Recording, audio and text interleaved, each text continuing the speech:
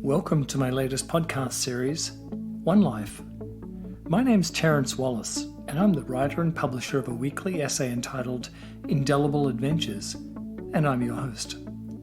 This podcast series sets out to prompt and challenge your thinking about life and what it means to really live your life. I'll share with you my insights and personal experiences with the sole objective of getting you to reflect and think about your approach to living your best life. So let's get started. This week's episode is entitled Lessons from a Heavy Heart. Recently, I got a call from my nephew who relayed the news that my brother Gary, his father, had passed away during the night. My brother Gary had been diagnosed with lung cancer several years ago, endured invasive surgery to remove part of his lung, and then withstood rounds of chemotherapy. Initially, which is often the case, he responded well to the treatment, but just over a year ago, the relapse began. I had been fortunate enough to visit with Gary and Lynn on my last visit to Australia in December 2019, and although only a couple of days, it was so nice to connect and just chat. Unfortunately, given the border restrictions here in Australia, I've been unable to visit any of my family since arriving back last November. This unfortunately also included visiting Gary and Lynn and their families who all live in Tasmania.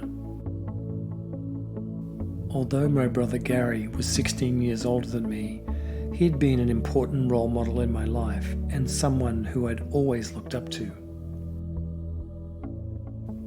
However, most importantly, he was a loving husband to his wife Lynn of 54 years, a great dad to his boys Craig and Glenn, and grandfather to all his grandkids.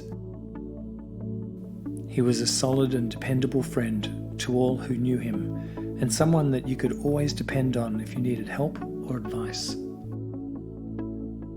And there is no question that he is already sorely missed by all who loved him.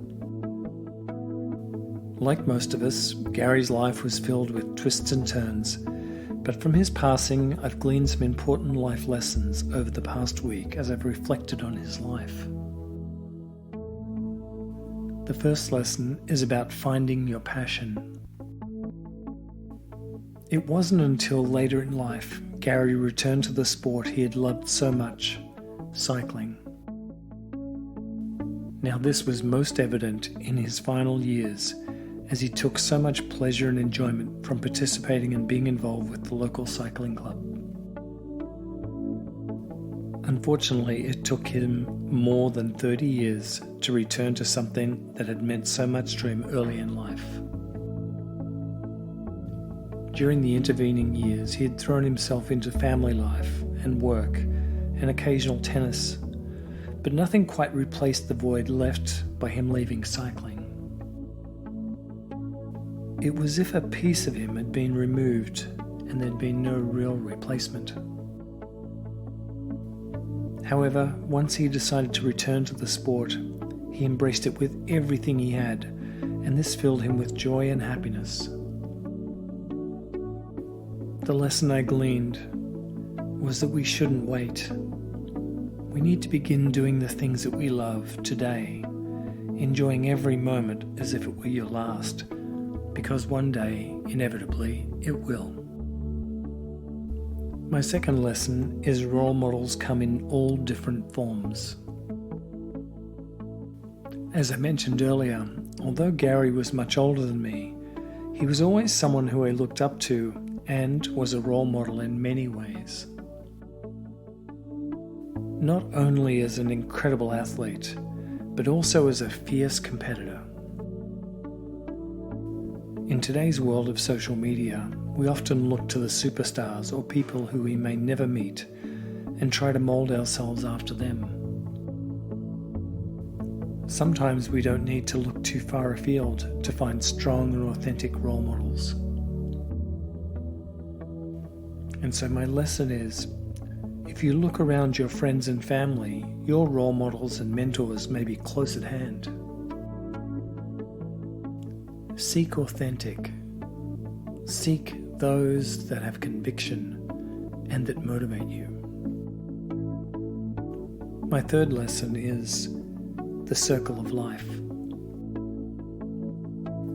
For me personally, it's difficult not to look at my brother's passing as another of those milestones in our lives that we all dread. However, in the grand scheme of things, his passing is just another part of the circle of life. And unfortunately, this natural progression can be, and often is, an unpleasant reminder of just how short our lives are. I mean to say, doesn't it feel like we were just kids a minute ago? And with our whole life ahead of us.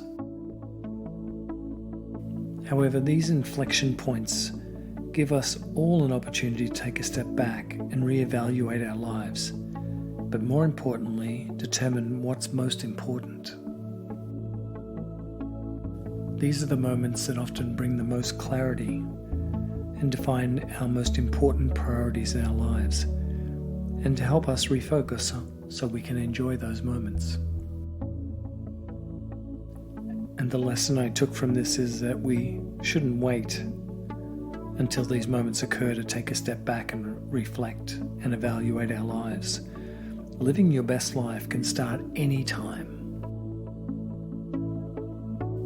And my final lesson is the celebration of life. I realize that not all families share their feelings. I know I've endeavored to break the mold and to share my feelings with my kids.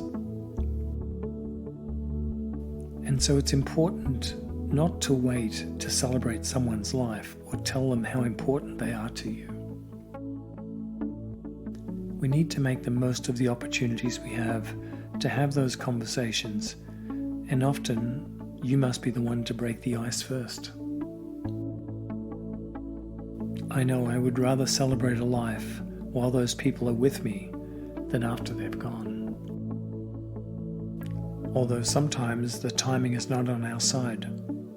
For those times, sharing stories and memories with your kids or other family members definitely helps to ease the grief that you're feeling at a time like this. And so my lesson is, they will always be with you through the memories and stories that you share with your family and friends. Take a moment to celebrate the richness of life. I want to leave you with a particularly relevant quote from Mahatma Gandhi through a friend of mine who sent this to me recently. There are no goodbyes for us. Wherever you are, you will always be in my heart. Such treasured memories. You will always be loved. Rest in peace, mate. Thank you for listening to this week's episode. See you again soon.